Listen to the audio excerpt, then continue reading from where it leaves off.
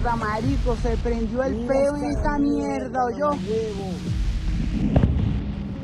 On January 2nd, 2026, Maduro appeared on state TV meeting Chinese officials in Caracas.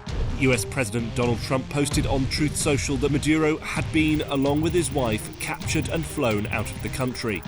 His next appearance wouldn't be on television, but in a New York court. Within the next 24 hours of meeting the Chinese officials, American forces captured Maduro and his wife and flew them out of Venezuela. Trump said moving Maduro was Donroe doctrine in action. Maybe he forgot to mention that this was just its trailer. The Donroe doctrine wasn't a random strategy. Trump went back centuries to borrow it from a genius. In 1823, US President James Monroe announced a doctrine that reshaped global politics forever. It declared that European powers must stay out of the Americas, and in return, the United States would stay out of Europe's conflicts. That was called the Monroe Doctrine. It was a genius move for two reasons. The Monroe Doctrine was issued to prevent European recolonization and interference in the Americas following Latin American independence. It also aimed to protect U.S. security and economic interests by declaring the Western Hemisphere a distinct sphere of influence, closed to future European colonization and political systems. 200 years later, and the world looks very different. But the doctrine is back. The only difference is the aim of this doctrine. When Trump brought back this doctrine, he renamed it the Donroe Doctrine. And this time, it's not aimed at Europe. It's aimed at China. Yeah, you heard that right.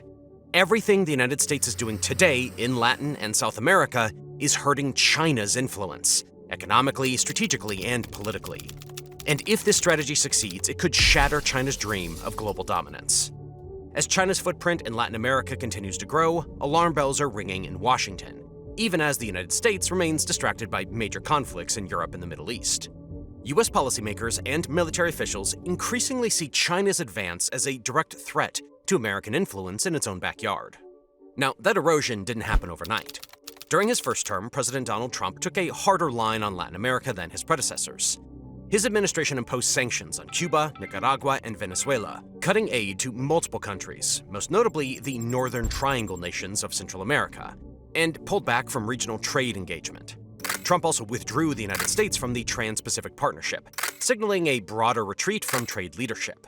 Looked like a great move, but a lot of analysts didn't agree. Many analysts argue these moves unintentionally pushed several Latin American governments closer to China, which was offering money without conditions. When Joe Biden took office, he promised a course correction. Having led Latin American policy as vice president under Barack Obama, Biden consistently described China as a strategic competitor and called for renewed U.S. leadership in the region. In 2021, Biden and other G7 leaders launched the Build Back Better World B3W initiative, designed as a counterweight to China's Belt and Road Initiative, including in Latin America. But the execution fell short. The Biden administration committed just $6 million to B3W in its first year. The initiative was later rebranded as the Partnership for Global Infrastructure and Investment, raising questions about U.S. seriousness and staying power.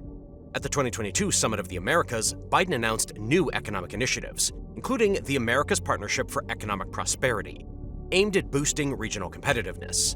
His administration also sought to strengthen support for Taiwan, and repeatedly warned countries about the risks of using Huawei technology.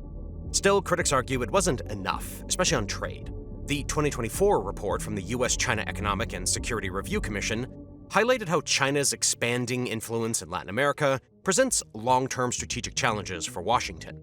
So Congress has tried to respond, at least on paper. Till 2024, things look doubtful.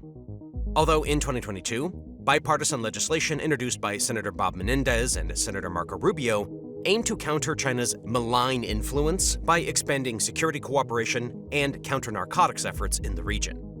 Other proposals called for permanent U.S. trade partnerships across the Western Hemisphere, encouraging companies to reshore supply chains from China to nearby countries. But none of these bills became law. And as Washington debates, delays, and redirects its focus, Beijing continues to move forward, quietly reshaping Latin America's future. But 2024 arrived, and in his second term, Donald Trump is absolutely clear about one thing: China's dominance in Latin America must end. For that, Trump is reaching back nearly 2 centuries to the Monroe Doctrine. On the occasion of the 250th anniversary of the Monroe Doctrine on December 2nd, 2025, A White House press release explicitly stated that the administration was reasserting the doctrine under the America First policy framework. Trump has repeatedly demonstrated his admiration for 19th century American presidents. He has openly praised figures such as William McKinley, whom he credits with making America rich through tariffs, Theodore Roosevelt, who reshaped global trade and power projection through the construction of the Panama Canal, and James Monroe, the president who declared that foreign powers have no right to interfere in the Western Hemisphere. These aren't random historical references. They reveal something far deeper. Trump is the first U.S. president since Franklin D. Roosevelt rejected the modern idea that America's greatest threats lie in distant regions of the world. For Trump, the danger isn't overseas, it's right at home. In Trump's view, the greatest threats facing the United States today are mass immigration across the southern border and drug trafficking, which he links to tens of thousands of overdose deaths every year. And this belief shapes everything. For Trump, the objective isn't simple border security. It's total dominance of the Western Hemisphere, from the North Pole to the South Pole. By using America's superior military strength, economic leverage, and political pressure, Trump aims to eliminate all threats within the hemisphere, foreign and domestic. That includes China, too. This strategy marks a clear break from modern U.S. foreign policy. Instead of projecting power across distant continents, Trump is refocusing America's might on its own backyard. That's why many in the media have given this approach a new name, the Donroe doctrine. It is a modernized version of the Monroe Doctrine, updated for the 21st century. So, America is winning this battle, at least in the headlines. On the ground, both sides are locked in cutthroat competition, because China has been laying the groundwork for years, just in a less flashy way. The credit for all of the success China achieved in the region was a loophole. You see, South and Latin America are not rich. They are not fully secular or liberal either. There are exceptions. Countries like Panama and Brazil have made strong progress, but for most of the region, development still lags far behind the United States, and that gap has consequences. For decades, weak institutions, poverty, and instability have allowed underworld criminal networks to thrive. Drug cartels, mafias, and violent gangs have flourished across the region. Faced with these problems, the United States chose a hard approach. Washington distanced itself, demanding political reforms, legal changes, and constitutional corrections before offering support. But China, they chose a different path. No conditions, no lectures on democracy or governance, no pressure to change laws or systems. China accepted these countries without conditions. As of 2024, Beijing has signed free trade agreements with Chile, Costa Rica, Ecuador, Nicaragua, and Peru. Negotiations with Uruguay collapsed due to resistance from the Mercosur trade bloc, the South American trade bloc founded in 1991 by Argentina, Brazil, Paraguay, and Uruguay. Despite the setback, China pushed forward with trade agreements elsewhere. More than 20 countries in Latin America and the Caribbean have joined China's Belt and Road Initiative, with Colombia being the most recent addition. Today, countries like Brazil, Cuba, Paraguay, Peru, and Venezuela host some of the largest Chinese diaspora communities in Latin America, living proof that China's influence in the region is no longer temporary or symbolic. But trade is only one part of the story. The real glue binding China to Latin America is money. Chinese foreign direct investment and state-backed loans have become powerful tools of influence across the region. In 2024, China's outright foreign direct investment in Latin America and the Caribbean reached roughly $8.5 billion, about 6% of China's total OFDI. Behind it stands China's policy banks, the China Development Bank and Export-Import Bank of China, now among the largest lenders in the region. Since 2005, these two banks have issued more than $120 billion in loans to Latin American and Caribbean governments and state-owned companies. Most of this money has gone into energy and infrastructure projects, often backed by oil-for-loan agreements. No country illustrates this better than Venezuela. It is by far China's largest borrower in the region, receiving nearly $60 billion in Chinese state loans, mostly tied to oil, power plants, and infrastructure. These funds look lucrative, but their consequences were not. Chinese loans often appear attractive because they carry fewer political conditions than Western financing. But for economically fragile countries, that dependence can become dangerous. Critics warn that nations like Venezuela have fallen into what they call debt traps, situations where massive borrowing leads to repayment crisis and even default. Today, several Latin American countries are actively seeking to renegotiate the terms of their Chinese debts. Analysts argue that some Chinese companies operate with lower environmental and labor standards, raising alarms about long-term damage to local communities and ecosystems. Even more troubling for many governments is China's growing footprint in critical infrastructure, ports, power grids, and energy networks. Critics warn that this level of control could evolve into a national security risk, especially during geopolitical tensions. One of the most telling initiatives is China's pledge to invite 300 political party officials from CELAC countries to Beijing each year, 900 over 3 years. This effort goes beyond traditional diplomacy. It is a strategy designed to hedge against electoral volatility. While left-leaning governments in Mexico, Brazil, Colombia, and Chile have grown more receptive to Beijing, China appears acutely aware that regional leadership can shift abruptly. Presidential or parliamentary elections are scheduled for Chile, Bolivia, Jamaica, and Honduras in 2025, Brazil, Peru, Colombia, and Costa Rica in 2026, Argentina and Taiwan-allied Guatemala in 2027, and Paraguay, Taiwan's other principal regional ally, in 2028. By cultivating relationships with mid- and upper-level party leaders, including potential presidential or prime ministerial candidates, China is building political resilience into its Latin American and Caribbean LAC strategy. America looked no match for China's strategy, but it had a strange plan. It used its biggest advantage to pull off one of the greatest comebacks in history. In February of 2025, Trump imposed tariffs on Canada, Mexico, and China, citing their role in the flow of fentanyl into the United States, even though Canada is barely a significant source of the drug. Despite criticism, all those tariffs remain in place. Then, in August of 2025, Trump escalated even further. He signed a directive authorizing the U.S. military to directly target drug cartels, officially designating them as foreign terrorist organizations. Latin America's got a lot of cartels, and they've got a lot of drugs flowing, Trump said. So, we want to protect our country. We have to protect our country. Over the last 2 months, the Pentagon has unleashed a massive show of force, deploying naval fleets, air power, and nearly 10,000 troops for drug interdiction operations. Roosevelt Roads, a United States naval base that was shut down in 2004, is now being revived. Outside an aircraft hangar, young soldiers wander towards a supply trailer plastered with the words, "Where we go, you go." Aircraft sits on the tarmac. As part of the wider military buildup in the Caribbean, 10 F-35B fighter jets have been deployed to the base. Then came the most dramatic move of all. The Pentagon ordered the aircraft carrier USS Gerald R. Ford and its full battle group into the Caribbean. Once fully deployed, the United States will have positioned nearly 1/7 of its entire Navy in the region, the largest naval buildup since the Cuban Missile Crisis in 1962. Deploying such a massive force against drug cartels looked foolish, but that was the exact goal. Drugs were never the real target. The overwhelming military presence is designed to intimidate, pressure, and potentially remove regimes Trump views as hostile. Drug enforcement is simply the legal justification. The most obvious target is Venezuela's Nicolas Maduro. But Maduro is not alone. When Colombian President Gustavo Petro accused the U.S. of killing innocent fishermen during naval operations, Trump responded by cutting off all U.S. aid to Colombia and branding Petro an illegal drug leader. That accusation alone could serve as a pretext for U.S. action against yet another government. This is no longer just counter-narcotics policy. It is a full-scale attempt to reassert American dominance over the Western Hemisphere. That is why Trump's talk about the Panama Canal and Greenland immediately after taking office in January of 2025 was no coincidence.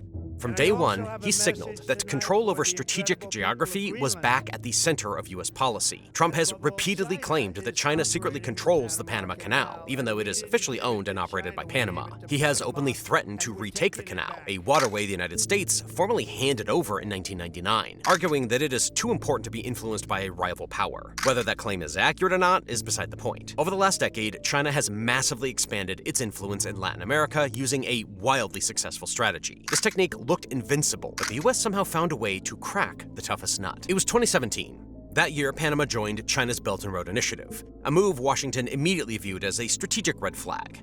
The United States saw the BRI not as a simple infrastructure investment, but as a vehicle for expanding Chinese political and economic control in the Western Hemisphere. Fast forward a few years, and the pressure began to show. Panama later announced it would step back from the Belt and Road Initiative, a clear signal of distancing itself from Beijing and realigning with the United States. Then came the ports. The two most critical ports at either end of the Panama Canal, Balboa and Cristobal, were built with U.S. investment, but operated by Panama Ports Company, a subsidiary of C.K. Hutchison Holdings. C.K. Hutchison is a Hong Kong-based conglomerate with strong ties to Beijing, and it holds a 90% stake in the company operating those ports. The original concession was granted in 1997 and then renewed for another 25 years in 2021. As U.S. criticism of Panama's canal management intensified, the issue exploded into the open. Panama's Attorney General publicly supported revoking C.K. Hutchison's concession, calling into question whether such a strategic asset should remain under the control of China-linked firms. But then came the turning point.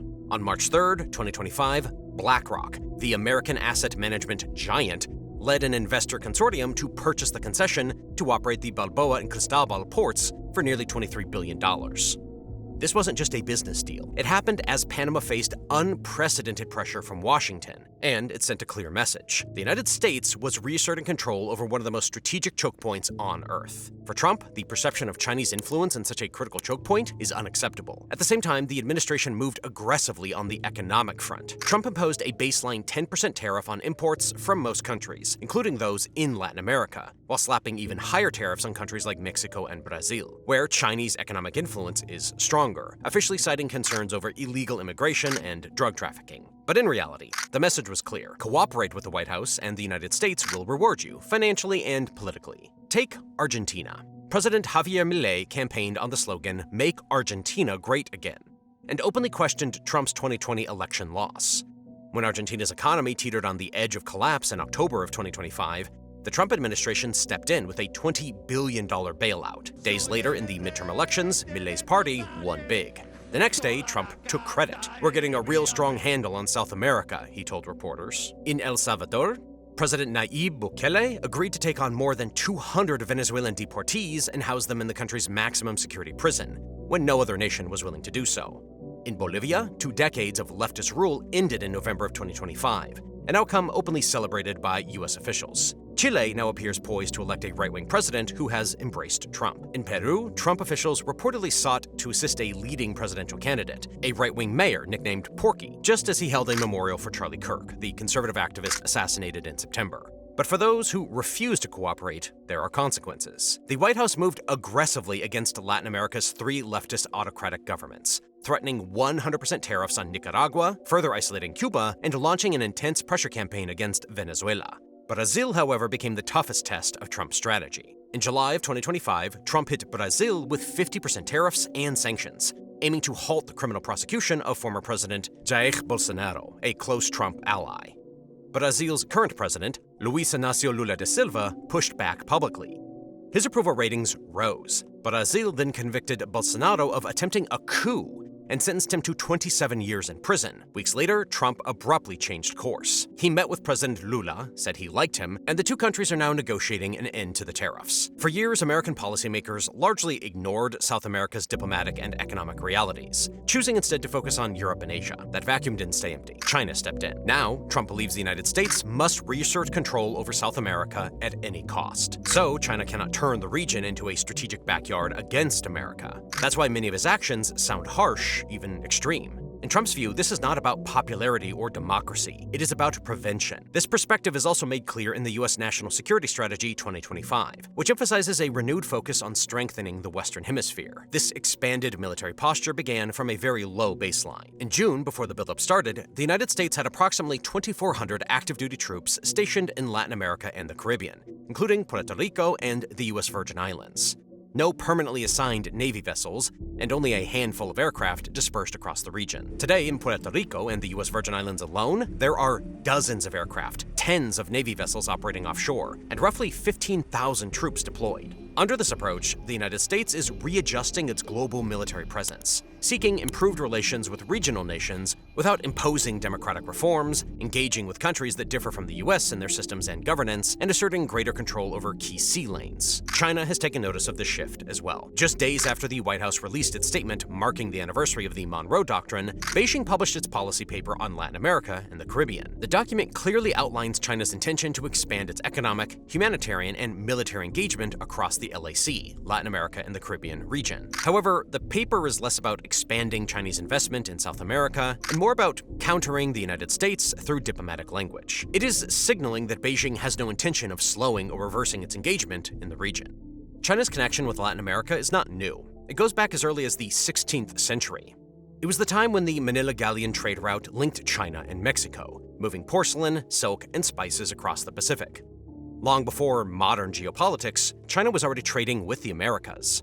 By the 1840s, those ties deepened, just in a darker way. Hundreds of thousands of Chinese migrants were sent to Latin America as coolies, arrested laborers forced to work on sugar plantations in Cuba and in silver mines across Peru. For the next 100 years, China's relationship with the region remained mostly about migration. Beijing was consumed by internal revolutions, wars, and political upheaval, leaving little room for global ambitions. That began to change in the 1970s. After the US during President Richard Nixon's historic visit to China in 1972, most Latin American countries officially recognized Mao Zedong's communist government. Still, real engagement remained limited. The true turning point came in 2001, when China joined the World Trade Organization. From that moment on, economic, political, and cultural ties exploded. At the start of the 21st century, China was barely a factor in Latin America's economy. In 2000, Chinese markets accounted for less than 2% of Latin America's total exports. But everything changed as China's economy exploded. China's rapid industrial growth created an enormous hunger for raw materials, and Latin America was perfectly positioned to supply them. What followed was a historic commodities boom. Over the next 8 years, trade between China and Latin America grew at an astonishing 31% annually. By 2021, total trade crossed $450 billion. By 2024, it had reached $518 billion, according to Chinese state media. And some economists now predict this figure could exceed $700 billion by 2035. Today, China is South America's largest trading partner, and the second largest for Latin America as a whole, trailing only the United States. Latin America primarily exports soybeans, agricultural products, meat, copper, petroleum, oil, and other raw materials, the very resources China needs to fuel its factories and infrastructure. In return, the region imports higher-value manufactured goods from China: electronics, machinery, vehicles, and consumer products. But this relationship comes with a cost. Many experts argue that cheap Chinese imports have undercut local industries, making it difficult for domestic manufacturers to compete. China hasn't stopped to trade. Beijing is also a non-borrowing, voting member of both the Inter-American Development Bank and the Caribbean Development Bank, giving it influence inside institutions once dominated by the West. Then came May of 2025. At a major ministerial meeting of the China CELAC Forum in Beijing, China signaled that it was not slowing down, it was accelerating. President Xi Jinping announced a multi-billion yuan credit line, worth over $9 billion, aimed at CELAC member states. The funding would support programs focused on development, peace, and security. China even promised visa-free travel for 5 unspecified countries. However, China's government investment in the region has begun to decline. Outlays from state-owned financial institutions have slowed, and Chinese companies are now driving investment in carefully selected sectors of strategic importance to Beijing, including technology, telecommunications, green energy, critical minerals, and electric vehicles. China's new CELAC framework reflects the shift towards targeted economic priorities, alongside a significant expansion of its political and social ties with the region. Experts say this moment was critical. It showed Beijing's clear intent to fill the vacuum left by the United States, especially after Washington pulled back its regional engagement under President Trump. So China looked like a great option until they realized the price. Take Chile, for example. In 2023, Chile exported nearly $38 billion worth of goods to China. It is about 38% of its total exports. While profitable, this level of reliance leaves countries vulnerable to economic pressure if relations sour. At the core of China's strategy is something it calls its South-South Cooperation, SSC. On paper, it's a development framework built around aid, investment, and trade. In reality, it's a carefully designed influence campaign. China has leaned heavily into soft power, culture, education, scholarships, media, and political exchanges to build goodwill with Latin American countries. The goal is clear: present Beijing as a credible alternative to the United States and Europe. This effort accelerated in 2001, when former Chinese President Jiang Zemin made an historic 13-day tour of Latin America. Since then, high-level political engagement has become routine. President Xi Jinping alone has visited the region at least 5 times since taking office in 2013. And the traffic now flows both ways. In 2023, a record 8 Latin American presidents visited China, compared to just 1 in 2022 and none in 2021 or 2020. Alongside dozens of bilateral deals, China has signed comprehensive strategic partnerships, its most common top-tier diplomatic relationship, with Argentina, Brazil, Chile, Ecuador, Mexico, Peru, and Venezuela. But economics and diplomacy aren't the only drivers.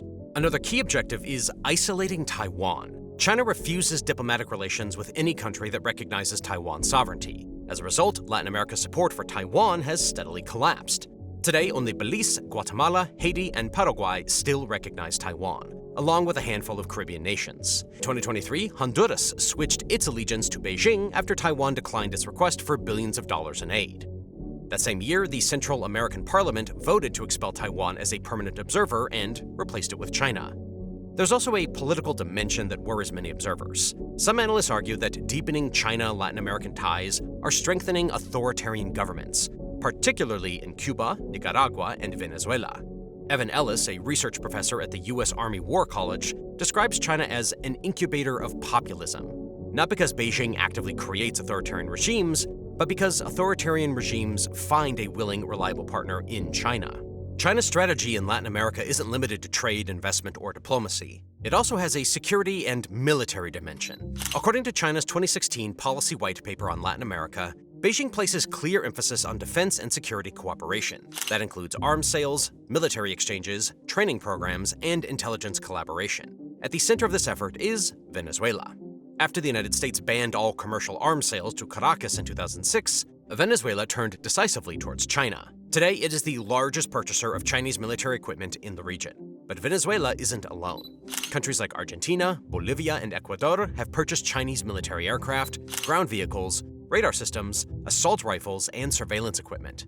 Cuba has gone even further. Havana has hosted Chinese People's Liberation Army port visits, joint training activities, and deeper military engagement. U.S. intelligence officials have raised serious concerns that China is also expanding intelligence cooperation with Cuba, a sensitive development just miles from U.S. shores.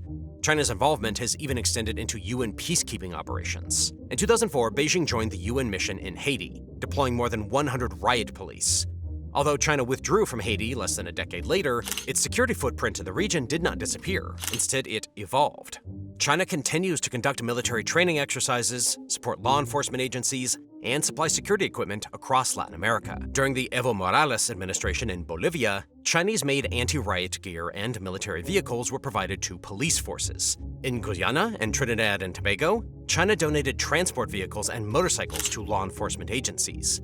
In Ecuador, Beijing supplied tens of thousands of automatic weapons. And now, only time will tell who ultimately succeeds in expanding influence across South America.